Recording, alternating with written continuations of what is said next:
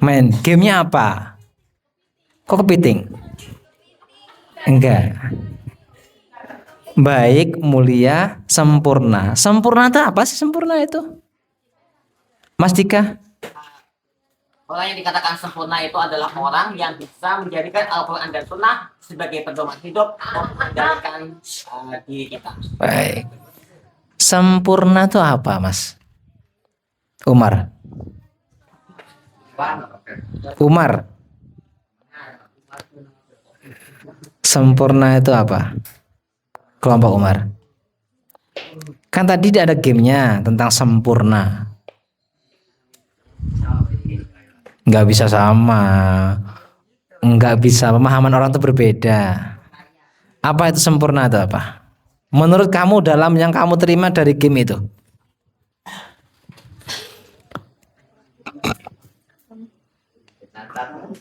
Sempurna. Baik. Yang putri sempurna itu apa sih? Yang Khadijah. Khadijah tadi. Khadijah. Sempurna itu apa? Aduh, yaudah Sofia. Ayo Sofia. Gak usah nyenggol-nyenggol kancane. Nah, apa itu sempurna?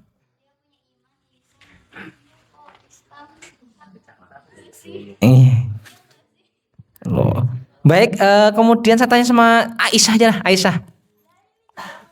Itu jawabannya. Lanjutnya, ayo Aisyah. Aisyah apa siapa? Aisyah ya?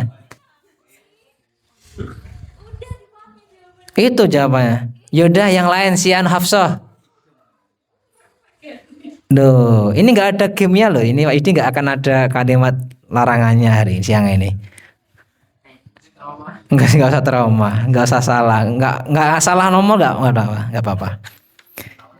Ya, baik, sempurna itu adalah sebuah kata yang menunjukkan bahwasanya tidak ada cacat sama sekali, tidak ada kekurangan sama sekali. Nah, dalam Islam makna kekurangan di sini disebutkan dalam Al-Quran. Kenapa? Karena ketika manusia yang menilai ada sisi-sisi apa? Karena biasanya ada perbandingannya. Menurut Pak Imin, sempurna itu seperti itu. Kata Pak Jo, enggak seperti itu sempurna. Sempurna itu seperti itu. Nah, tuh. Akhirnya tidak ada patokan khusus yang disebut dengan sempurna. Maka kalau di dunia ini ukuran sempurna menurut manusia itu semu. Apa? Semu. Bahasanya itu apa ya? Relatif. Karena setiap orang punya pandangan masing-masing. Maka bagaimana supaya sempurna itu betul-betul sempurna? Maka yang kita jadikan pedoman adalah Al-Quran dan As-Sunnah. Maka ketika kita ambil patokan apa ya? Bahasa Indonesia tadi. Pedoman dengan Al-Quran dan As-Sunnah, maka kita akan bisa mendefinisikan sempurna itu seperti apa. Maka makna sempurna itu adalah orang yang bisa mengamalkan Al-Quran dan As-Sunnah atau hadis. Podo itu As-Sunnah dan hadis itu. Nah, di Ainul Yakin kita diberikan suatu kemudahan. Jadi guru kita luar biasa ya, Abi Guru Isma itu membuat kalimat cocokologi. Apa sadar kakek? Bahasa Jawanya otak-atik matuk. Santri itu apa tuh menurut Ainul Yakin? Menurut Abi? S-nya apa? A N T R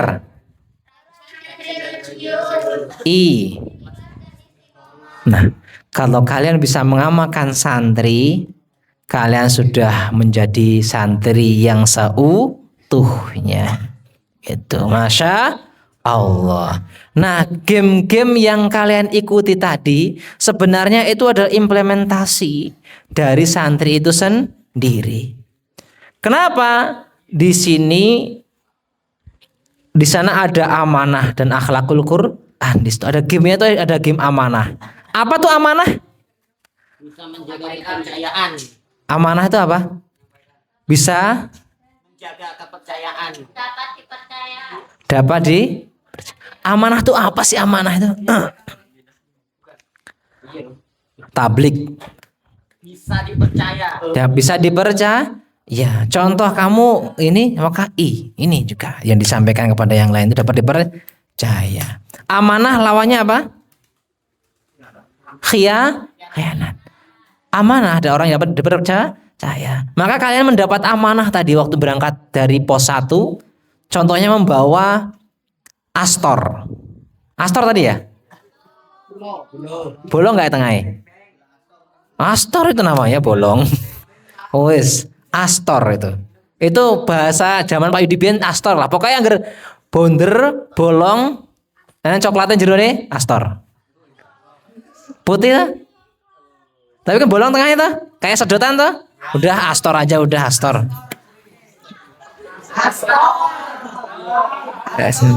Contohnya gini deh. Anu pasta gigi, ada Pepsodent, ada Ciptaden, ada ini jenis apa? Odol itu juga. Padahal odol itu nama merek Bian. Itu. Nah itu. Dah itu aja. Nah diberikan amanah berupa Astor dibawa sampai ke titik perkumpulan terakhir. Bagaimana amanah tadi? Apakah masih utuh ataukah sudah rusak atau cuma cuil atau bahkan malah hilang tanpa bekas? Coba Pak Haji mau tanya nih, tadi yang masih berbentuk utuh siapa angkat tangan? Yang putra, semua yakin 3 ya? Yakin. Nah, yang putri? Benar. Berapa? 3-3-nya? Masya Allah. Saya mau tanya dari Umar dulu. Tadi utuh ya? Kamu simpan di mana? Aku di ini Pak, di celana ini kan ada tali tuh Pak. Tali gitu Pak. Oh. Baik. Untuk yang klubnya Dwi tadi apa? Kamu simpan sama? Komplotan juga ya? Tadi 3 siapa tadi yang? Nah, kamu simpan di mana? Biasa Pak. Kantong biasa ya. Baik. Untuk yang Mbak itu Hafsah. Simpan di mana tadi? Oh. Untuk itu? Itu yang satunya rahasia juga. Masya Allah. Di buku ya? Oh, di buku ya, Masya Allah. Nah, ternyata amanah tadi ketika disuruh membawa tanpa dijelaskan dibawa seperti apa, itu bebas gak cara menyimpannya? Bebas. Karena yang di dalam pikiran kita adalah cuma bagaimana caranya amanah tadi bisa terjaga dengan baik, tidak rusak. Caranya sekarepmu. Nah, maka di sini kita bagaimana caranya supaya meskipun kita tidak disebutkan aturannya, kita bisa melakukannya dengan benar. Pedomannya apa? Al-Quran dan Sunnah. Gampangnya gini. Jadi hukum itu menurut hati nurani kita. Kalau dalam hati kita itu tidak ragu, maka cara nyimpennya betul. Tapi ketika nyimpennya ragu, benar atau salah, wangun apa tidak, dia tidak akan menceritakannya. Rahasia. Nah, dan yang menyerahasiakan hanya putri, yang putra enggak. Loh. Nah, artinya apa? Sesuatu yang dirahasiakan berarti hati nuraninya kira-kira pengen dilihat orang enggak itu? Nah, di situ. Nah, di sini namanya melatih, namanya apa ya? Implementasi Al-Quran hadis di situ. Jadi kita memang nggak tahu hukumnya. Sesuatu tuh nggak ada hukumnya. Perhatikan ini ya. Perhatikan. Kita nggak tahu hukumnya nih. Hukumnya apa nih? Ini nggak tahu hukumnya. Kita nggak menemukan ini. Maka cara menentukannya adalah tanya hati nurani. Kalau kira-kira kalau kayak gini saya kalau ceritakan malu nggak? Kalau dilihat orang malu nggak ini? Nah, kalau ketika mau menyampaikan seperti itu nggak malu, berarti hati nurani kita udah menyampaikan betul, ikuti hati nurani. Tapi kalau kita mau lakukan, nanti kalau ketahuan orang, janganlah kalau ketahuan orang. Maka ketika kita ragu, ketika diketahui orang, maka di situ kita perlu bertanya hati nuraninya, benar atau tidak. Dah, itu aja sih amanah ya. Baik, kemudian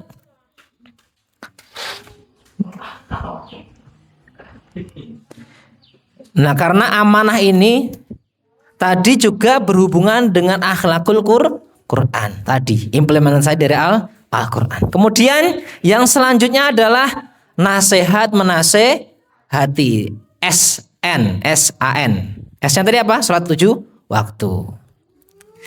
N-nya nasihat menasehati. Dalam game tadi ada nasihat menasehati enggak? Ada. Bahkan hampir semua game itu ada namanya nasihat menasehati.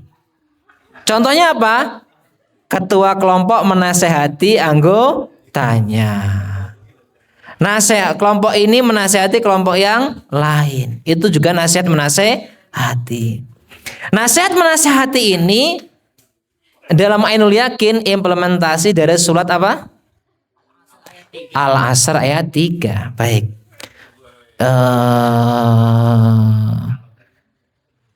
Mbak Salwa, tolong bacakan surat Al-Asr, Duk. Kok lupa toh? Ya, bacakan. Bismillah.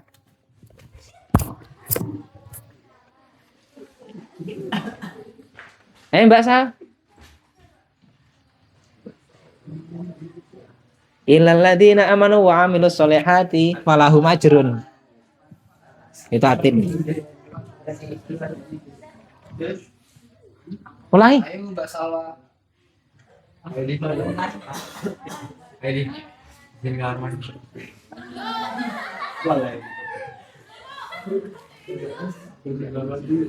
Duh. Kita.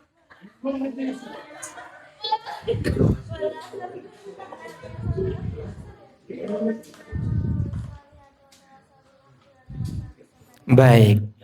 Di situ ada namanya dibuka dengan wal asri, demi masa. Nah, di masa ini adalah waktu, tapi. Maka tadi ya, implementasi dari al-asr ini penting sekali. Datang ke tempat kegiatan, tempat waktu. Itu juga di budaya santri. Makanya kalau kita berkiblat kepada gontor, ada ting ketika sudah angkat tangannya ini, telunjuk saktinya itu. Santri pada lari semua. Ana sing sarungan karo mlaku, ana sing kelambi karo mlaku. Kenapa? Karena takut hukuman. Lari. Kenapa? Karena itu berkaitan dengan waktu. Maka kalian juga harus melatih diri ya. Melatih diri kita untuk mengendalikan waktu. Mengatur waktu. Karena yang tahu tuh diri kalian sendiri. Gak sempet. Nah, gak sempet. Sebenarnya disempetin bisa. Contoh, sebenarnya tadi ketika kalian gak telat tadi ya, yang putra dan yang putri. Sebenarnya kalau aslinya kalian telat gak harusnya? Harusnya telat gak? Enggak. Pasti kalian mungkin di sana ngobrol dulu. Oh iya. Atau mungkin tadi bar minum akan sebentar kayak gini. Masih. Jadi ternyata ada waktu jeda-jeda itu yang kita makan waktunya tadi, akhirnya mundur. Baik. Kemudian innal insana lafi khusr. Jadi ketika orang tidak memanfaatkan waktu, dia dalam keadaan rugi. Kemudian ilal ladzina amanu wa amilus solihati wa tawassaw bil haqqi wa tawassaw bis sabr. Mereka orang-orang yang benar-benar nasihat menasihati dengan kebaikan dan ketakwaan dalam kesabaran adalah orang yang beruntung. Jadi ketika kalian tadi dalam kegiatan ada teman kalian yang mau melanggar, maka nasihatin nggak? Nasihatin. Ketika temannya ada yang masih kurang tepat Dinasehatin nggak? Nasehatin. Kenapa? Karena nasihat ini, karena teman yang baik itu bukan teman yang selalu membenarkan ya. Ingat sekali lagi nih. Teman yang baik adalah teman yang ketika kita punya salah mau mengingatkan. Ingat itu ya. Teman yang baik adalah teman yang meskipun kita salah, dia berani mengingatkan. Kalau teman kita nggak salah, teman kita salah kita diamkan, berarti kita bahasa kasarnya penjilat. Iya. Contoh gini, si Doni sama si Alvin, dia teman akrab nih. Alvin punya salah nih, dia malah nggak sholat. Tapi Doni diam aja karena kalau diingetin nanti Alvin nggak mau berteman dengan saya lagi. Nah, akhirnya dia berteman bukan karena saya tadi, karena ingin supaya si Alvin tetap mau berteman dengan Doni. Itu bahasa kasarnya apa? Menjilat. Teman yang baik adalah temannya salah diingetin. Ayo sholat, kurang sholat toh? Ya sholat dhisik. Itu teman yang baik itu. Nah, jangan suka duka, suka seneng aja, jangan suka duka. Temennya diingetin, oh iya, ada salah ditegur dengan cara yang ma'ruf, dengan cara yang baik negurnya. Pokoknya jangan seperti itu. Nah, seperti itu. Baik. Selanjutnya dari apa? SAN T-nya taat, tampil dan taat, tanggung jawab dan iya gak sih? Tertib, taat, tertib, tangguh dan terampil. Ada berapa kata di situ? Taat,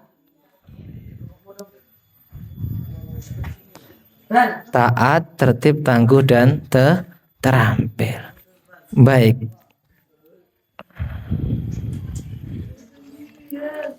Taat, tertib, tanggung jawab dan terampil. Nah, taat kepada siapa kita?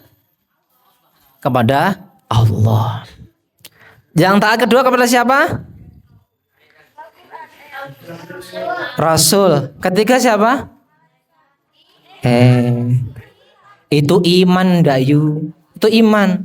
Taat itu pertama adalah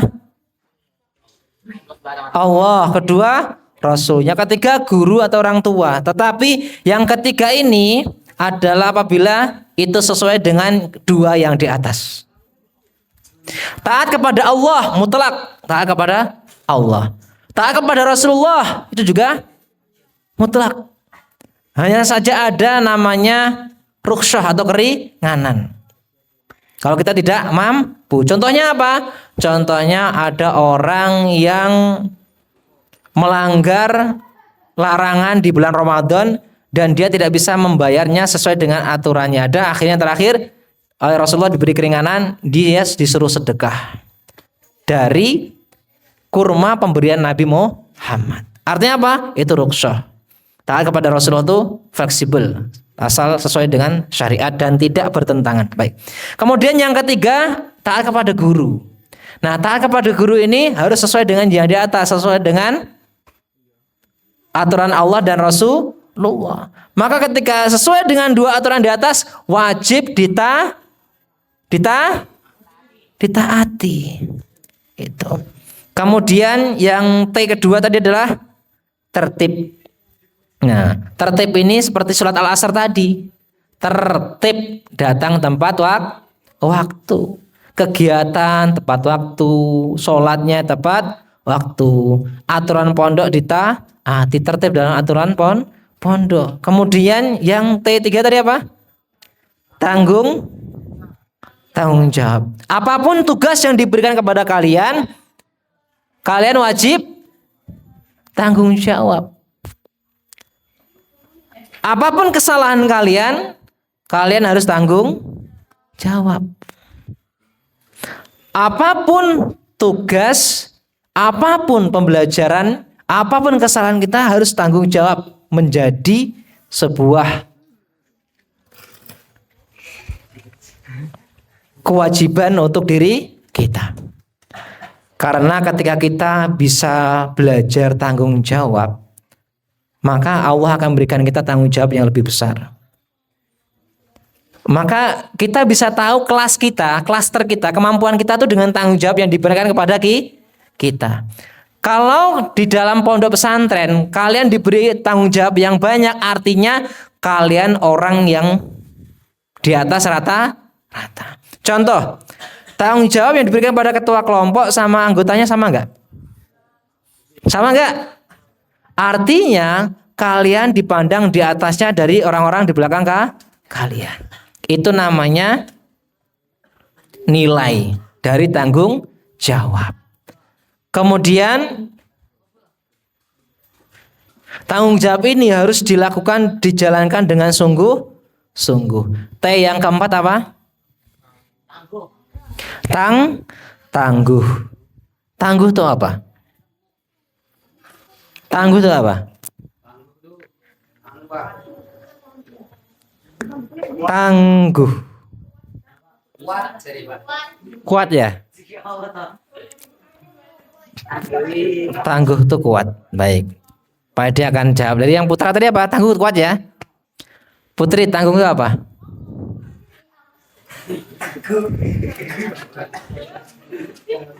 Apa yang putra tadi apa?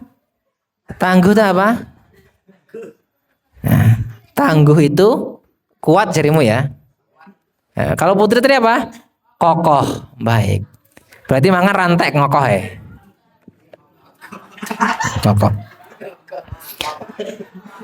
Kalau putra tadi apa? Kuat. Nah, baik kita bedah satu-satu. Kuat belum tentu disebut tangguh. Contohnya apa? Kalian ketika melihat bangunan di pinggir pantai, kuat, kena angin nggak rusak. Bangunannya dari besi nih, dari besi, kena angin nggak rusak, atapnya nggak hancur, angin banting. Tapi dia kokoh nggak? Apa tadi? Nggak tahu apa tadi apa? Jawabanmu kuat. Dia kuat nggak itu bangunan itu? Enggak. Ternyata kena air laut keropos. Bukan seperti itu. Tadi apa putih tadi? Kokoh. Kayak semen Gresik ya. Kokoh tak tertandingi. Kokoh. Nah, ada gedung tinggi menjulang. Gedung tinggi menjulang. Kena angin, kena apa nggak rusak. Tapi ketika gempa bumi runtuh. Ternyata kokoh seperti apa itu tadi?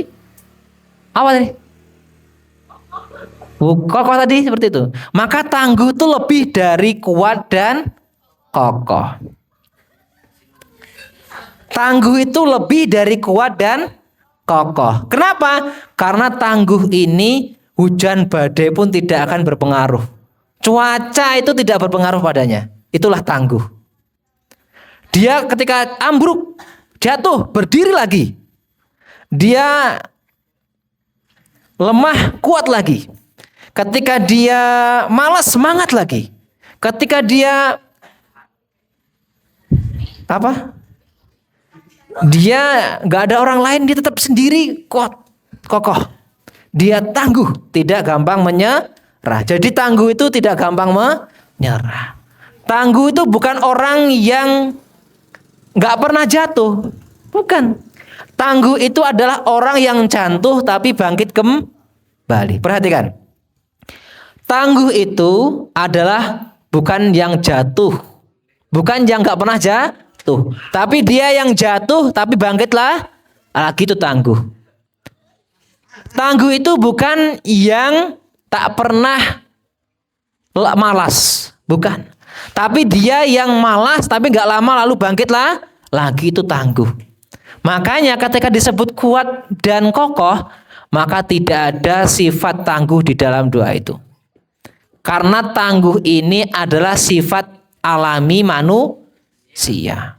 Ketika dia punya sifat tangguh, berarti disitulah dia kembali ke fitrahnya manusia.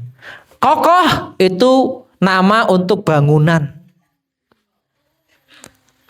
Kuat itu juga wujud dari bangunan. Tetapi tangguh itu karakter manusia. Maka di sini disebutkan tangguh. Artinya bukannya dia gak mengeluh, tapi tidak mudah mengeluh. Dia kadang mengeluh, tapi gak lama langsung hilang. Dia kembali semangat kembali. Bukannya dia gak pernah menyerah, dia pernah menyerah, tapi kembali semangat. Artinya tidak mudah menyerah. Dia berusaha sungguh-sungguh dulu untuk menjalankannya. Dan kemudian hasilnya baru dia pasrahkan kepada Allah. Tangguh. Jadi tangguh itu apa, Putri? Tangguh itu apa? Oh, kutipannya ya.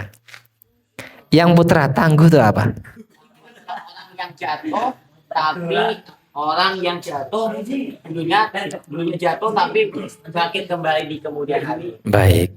Jadi semuanya adalah bagian dari karakter tangguh. Tapi tidak semua yang kokoh dan kuat itu tangguh. Tapi kalau tangguh pasti kokoh dan kuat. Karena itu karakter manusia. Kemudian apa selain tangguh tadi apa yang terakhir? Terampil. Santri ini dia bukan hanya menghafal Quran saja. Bukan hanya menuliskan ilmu di dalam kertas saja.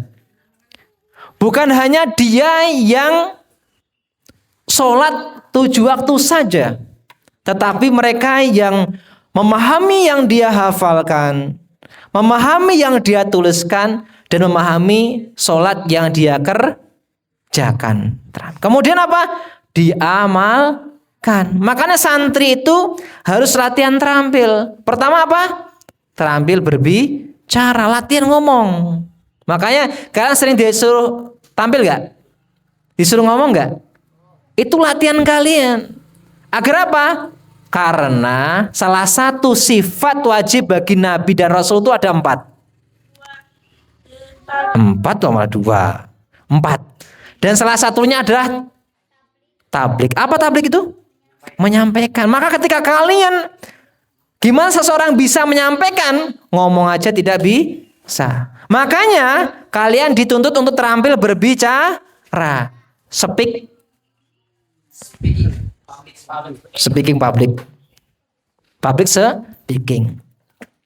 Kemudian apa tadi? Terampil mengajar, latihan. Kalian ada piket mengajar enggak? Ada. Itu melatih keterampilan kalian. Siapa tahu dari sebelah kanannya Pak Yudi nanti jadi dosen. Ya sebelah kirinya jadi manten. Enggak, jadi dokter dan dosen. Bisa enggak? Bisa. Karena apa? Yang penting kalian latihan tadi terampil. Kemudian selanjutnya adalah mengabdi. Santri itu adalah karakter yang mengabdi. Mengabdi kepada siapa? Yang pertama mengabdi kepada agamanya Allah. Bagaimana mengabdi kepada Allah, kepada agamanya Allah? Adalah dia kalau kerja gak pernah minta gaji? Bukan itu. Dia yang hanya memikirkan akhirat saja, gak memikirkan dunia? Bukan juga. Mengabdi kepada Allah adalah menjadikan fasilitas yang Allah berikan kepadanya sebagai sarana mendekatkan diri kepada Allah. Sarana untuk menolong agama Allah. Intang surullaha yang surkum. Kalau kalian menolong agama Allah, kalian pasti akan ditolong siapa? Allah di situ. Penekanannya adalah santri bukan hanya ahli ibadah, tetapi bisa hidup bermasyarakat. masyarakat. Makanya kalian di Ainul Yakin ini salah satu tujuan akhirnya adalah bermasyarakat. Masyarakat itu banyak sekali permasalahannya. Kalau kalian di masyarakat pernah, kalau kalian pernah sedikit banyaknya pernah hidup di masyarakat, Masya Allah. Di masyarakat itu banyak sekali aturannya. Dan di masyarakat aturannya tidak semua tertulis. Tetapi lebih kejam dari hukum aturan yang tertulis. Ya. Di masyarakat ada hukum yang lebih kejam dari hukum yang tertulis. Karena biasanya lebih jahat daripada hukum yang tertulis. Hukum apa itu? Hukum di masyarakat. Contohnya apa? Nyolong ayam digebuki sampai mati.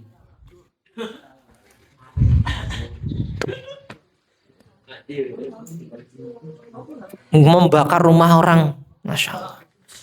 Itu kadang kayak itu menghukum masyarakat tidak tertulis tapi Masya Allah.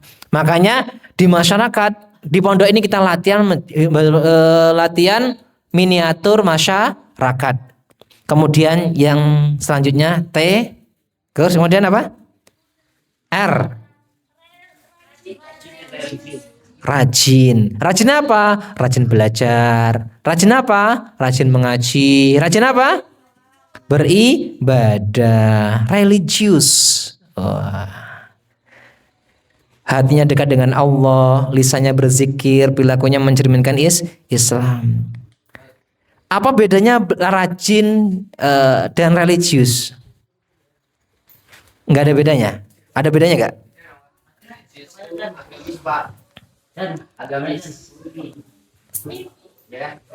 Rajin? Rasionalis. Rajin tuh apa? Coba jelaskan terkait dengan rajin dan religius untuk yang putri. Rajin religius. Rajin religius. Apa bedanya rajin dan religius?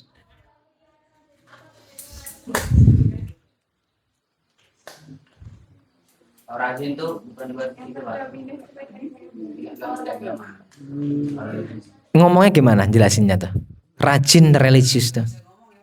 Nah, latihan ngomong, terampil ngomong. Yang putri, apa sudah menemukan belum rajin religius itu apa? Perbedaannya rajin dan religius.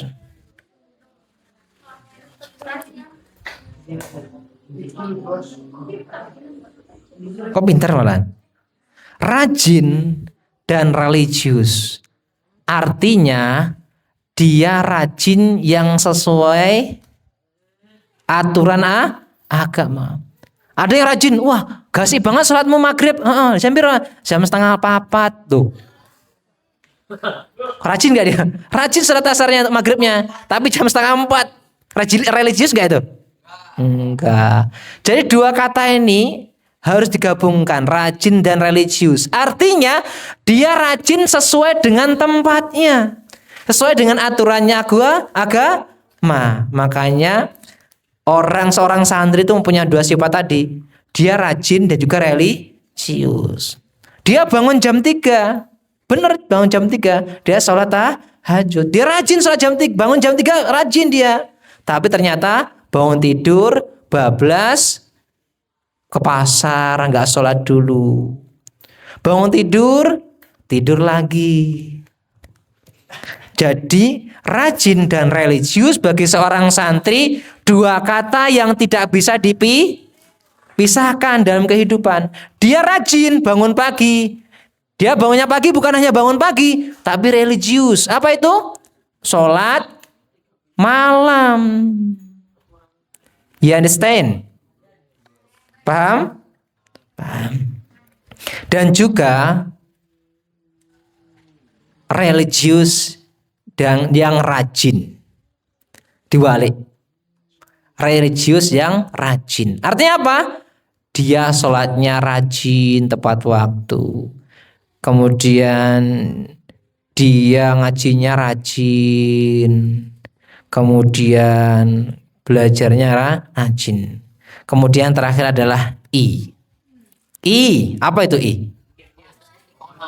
Ikhlas dan istiqomah. Nah, ini dua kata ini yang selalu kita mohonkan kepada Allah. Ini satu, masih teringat Pak Edi, ayat itu coba. Ketika Allah mengusir iblis dari surga, kata iblis hanya satu yang akan selamat dari godaanku. Siapa dia?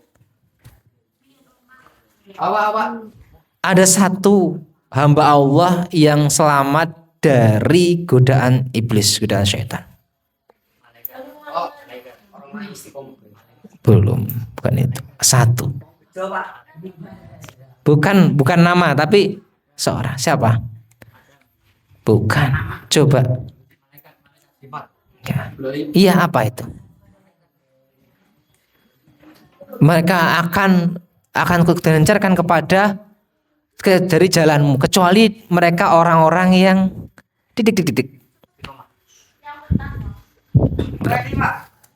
Apa namanya orang? Bukan di dulu. Pikir. Ayo. Cari. Orang-orang terdahulu itu Pak. Itu ayat Al-Quran Pak dulu Pak. Cuma jadi aku akan gelincirkan mereka dari jalanmu. Dan tidak ada selamat kecuali mereka orang-orang yang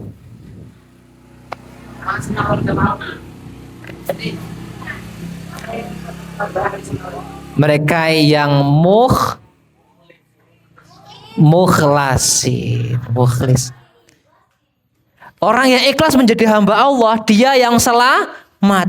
Selain yang ikhlas selamat gak? Orang yang gak ikhlas itu contohnya apa? Sholatnya karena disuruh. Sholatnya karena ingin sesuatu. Sholatnya karena mengharap sesuatu. Dia pengen hajatnya dikabulkan Allah. Itu ikhlas gak? Ikhlas. Tapi ikhlasnya ikhlasul af'al. Ikhlas di awal-awal. Maka orang yang ingin selamat adalah orang yang diselamatkan oleh Allah adalah orang-orang yang ikhlas menjadi hamba Allah. Dan ini penting, semoga ada pada diri kita semua. Amin. Kemudian istiqomah. Istiqomah itu apa? Konsisten. Istiqomah ini adalah dilakukan terus-menerus, dan ini sifat dari malaikat. Malaikat kalau disuruh sujud terus gak? Sujud terus. Hai malaikat, kamu sujud kepadaku. Sujud sampai Allah nuruh bangkit, baru bangkit. Maka manusia ketika dia punya sifat istiqomah, dia bahkan lebih tinggi daripada malaikat, karena godaannya orang istiqomah itu berat. Makanya salah satu harapan kita ketika ketemu teman itu apa? Tolong doakan saya agar istiqomah dalam kebaikan. Orang yang ikhlas tadi tidak butuh pujian, tidak butuh dilihat orang. Dilihat atau tidak tetap dia lakukan. Itu ikhlas. Makanya orang yang selamat itu di sisi Allah adalah orang-orang yang selamatkan Allah adalah orang-orang yang ikhlas. Kemudian yang selanjutnya adalah istiqomah, konsisten. Walaupun gak bisa banyak tapi terus menerus. Walaupun capek tapi tetap berusaha. Itulah yang namanya ikhlas.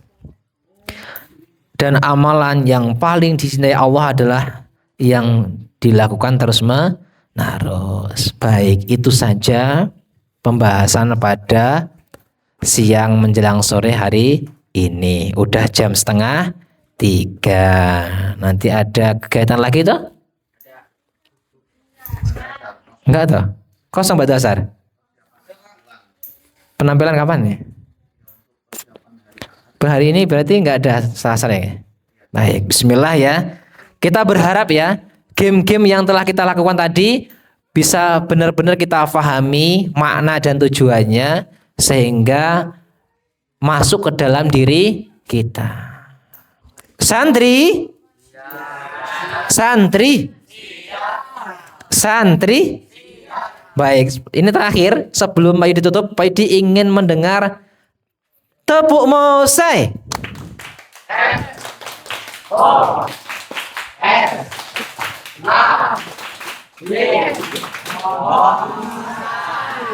Mosai, masa orientasi santri Ainul Yakin. Bismillah, semoga dengan kegiatan ini kita semakin baik, semakin semangat, semakin ikhlas, semakin istiqomah. Itu saja. Sekarang persiapan. Besok ada penampilan, setiap kelompok harus siap-siap tampil. Dari Umar sampai dengan Ali, dari Khadijah sampai dengan Sofia, Hafsah. Masya Allah. Bismillah ya. Tetap semangat semuanya. Siapkan penampilan-penampilan kalian. Ada penampilan kelompok ya? Udah. Nah, soalnya nggak ada kayak lagi berarti. Tapi ada tulisannya di sini enggak ya? Murojaah aja ya? Oh, baik. Murojaah asal. Di sini hari Kamis. Oh ya, nggak ada ya. Alhamdulillah. Semoga Allah mudahkan segala urusan kita. Amin ya rabbal alamin. Mari kita tutup dengan membaca hamdalah dan doa kafaratul majlis. Subhanakallahumma bihamdika.